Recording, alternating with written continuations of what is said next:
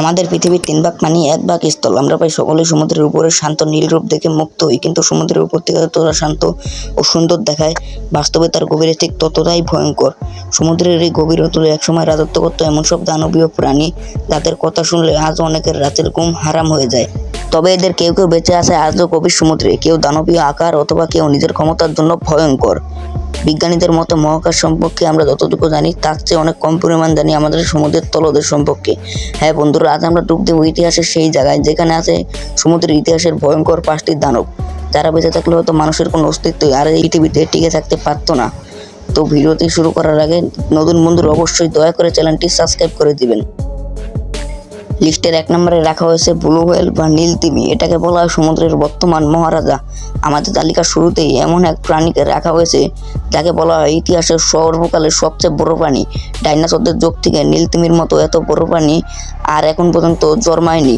এরা এতটাই বড় যে একটি প্রাপ্তবয়স্ক নীল তিমির দৈর্ঘ্য হতে পারে প্রায় 30 মিটার, অর্থাৎ প্রায় 100 ফুটের কাছাকাছি। যদি এদের ওজনের কথা বলা হয় তাহলে এদের ওজন হতে পারে প্রায় 1,30,000 কেজি পর্যন্ত, যার অর্থ হচ্ছে প্রায় 30 থেকে 35টি আফ্রিকান হাতির ওজনের সমান। শুনতে অবিশ্বাস্য হলে এদের জীবের ওজন হতে পারে প্রায় একটি হাতির ওজনের সমান। শুধু আকারই নয়, এদের শরীরের গঠন শুনলেও আপনি অবাক হবেন। এদের শরীরের হৃৎপিণ্ডেরও ওজন হতে পারে প্রায় একটি ঘোড়ার আকারের সমান। আর প্রতিটি হৃৎপিণ্ড থেকে প্রায় 500 লিটার রক্ত পর্যন্ত প্রাণ করে শরীরের ভিতরে পৌঁছে দেয়। সমুদ্রের গভীরে প্রায় 180 ডিগ্রি পর্যন্ত আওয়াজ করতে পারে, যেটা হচ্ছে 1600 কিলোমিটার দূর থেকে অন্য তিমিরাও শুনতে পারে। এত বড় শরীর অধিকারী নিয়েও এটি খুবই শান্ত প্রকৃতির হয়ে থাকে। মূলত এদের কোনো দাঁত থাকে না। এরা প্রতিদিন প্রায় 4 থেকে 5 টন মাছ, মুস, ছোট মাছ এগুলো খেয়ে নিজের জীবন বাঁচিয়ে রাখে। মূলত কিছুক্ষণ পর পর, অর্থাৎ 15 থেকে 20 মিনিট পর পর সমুদ্রের উপরে উঠে এই নীল তিমিতে শ্বাস গ্রহণ করতে হয়, কারণ এর নাই কোনো ফুলকা মাছের মতো।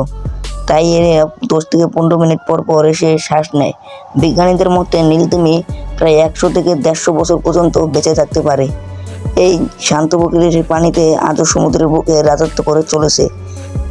লিস্টের 2 নম্বরে এমন একটি প্রাণীকে রেখেছি যার সাথে হয়তো আপনারা অনেকেই পরিচিত। হ্যাঁ, বলেছিলাম মেগালোডনের কথা। এখন আমাদের ফিরে যেতে হবে কোটি কোটি বছর আগে, যেখানে ছিল মেগালোডন এই সমুদ্রে রাজত্ব করে বেড়াতো। হলিউড মুভিতে বা যে কোনো মুভিতে মেগালোডনকে যতটা ভয়ানক দেখা গিয়েছে, বাস্তবে ছিল সে তার থেকেও ভয়ঙ্কর। কোটি কোটি বছর আগে এই মাছটি সমুদ্রের রাজত্ব করে বেড়াতো। একে মাছ বললেও ভুল হবে, একে সমুদ্রের দানব বলা উচিত। বিজ্ঞানীদের রিসার্চ অনুযায়ী একটি মেগালোডনের দৈর্ঘ্য হতে পারে প্রায় 60 ফুট, সেই সাথে তার ওজন হতে পারে 50 থেকে 70 টন পর্যন্ত। আজকে জেনে গ্রেট হোয়াইট শার্কের পূর্বপুরুষ ধরা হয় একে।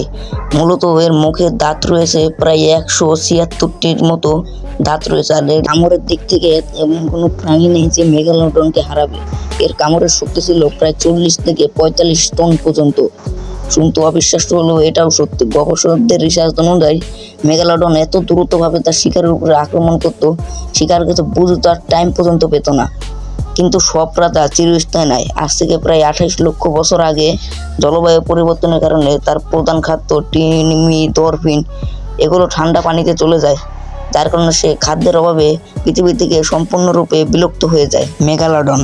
কিন্তু সমুদ্রের গভীরে এখন পর্যন্ত যে সকল দাঁত পাওয়া যায় সেই দাঁতই প্রমাণ করে একসময় সমুদ্রের বুকে রাজত্ব করে বেড়াতো কে। 3 নম্বরে যে সামুদ্রিক দানবকে রাখা হয়েছে যার সাথে হয়তো আপনারা কেউ পরিচিত না, বলছিলাম পেসিওসরাসের কথা। পেসিওসরাস যে কিনা আজ থেকে প্রায় 215 মিলিয়ন বছর আগে এই পৃথিবীকে রাজত্ব করত, অর্থাৎ ডাইনোসরদের যুগে। পেসিওসরাস আকারের দিক থেকে 55 ফুট পর্যন্ত হতো, কিন্তু কিছু বড় আকৃতির প্রায় 70 ফুট পর্যন্ত হয়ে যেত। দেখতে পুরোপুরি ডাইনোসর আর্জেন্টিনোসরাসের মতো দেখতে ছিল, কিন্তু এগুলো সমুদ্রে বাস করত।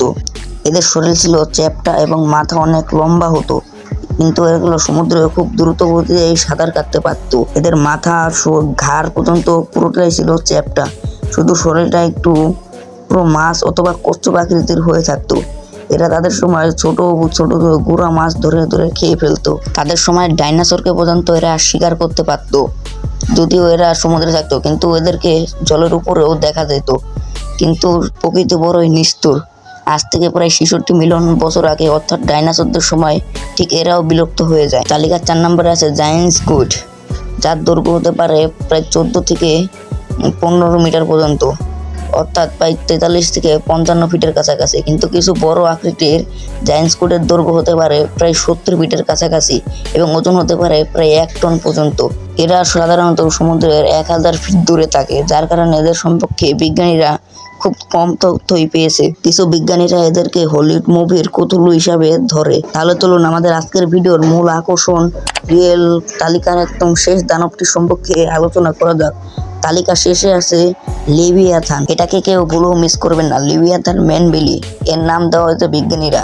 যদিও এটি ছিল একটি প্রাগ ঐতিহাসিক তিমি, কিন্তু এর আচরণ মোটেও শান্ত ছিল না। এর আচরণ ছিল এবং হিংস্রতা ছিল প্রায় মেগালোডনের সমান। লিবিয়াথানের সবচেয়ে ভয়ানক জিনিস হচ্ছে তার বিশাল দাঁত, যা গিয়েছে প্রায় 14 ইঞ্চি পর্যন্ত। চিন্তা করা যায়, একটি দাঁত যা আপনার হাত থেকে শুরু করে প্রায় নঙ্গুল পর্যন্ত লম্বা হতে পারে। 14 ইঞ্চি। কে জানে, খাদ্যের অভাবে হয়তো মেগালোডন এবং লেভিয়াথান প্রায় যুদ্ধ করত। তো বন্ধুরা, আপনারা কি মেগালোডন এবং লেভিয়াথান যুদ্ধের ভিডিও দেখতে চান? তাহলে অবশ্যই কমেন্ট করে জানান। তো নেক্সট কোন টপিকে ভিডিও দেন অবশ্যই কমেন্ট করে জানান। তো আমাদের আজকের ভিডিওটা ছিল এতটুকুই। সবাই ভালো থাকবেন, সুস্থ থাকবেন। আল্লাহ হাফেজ।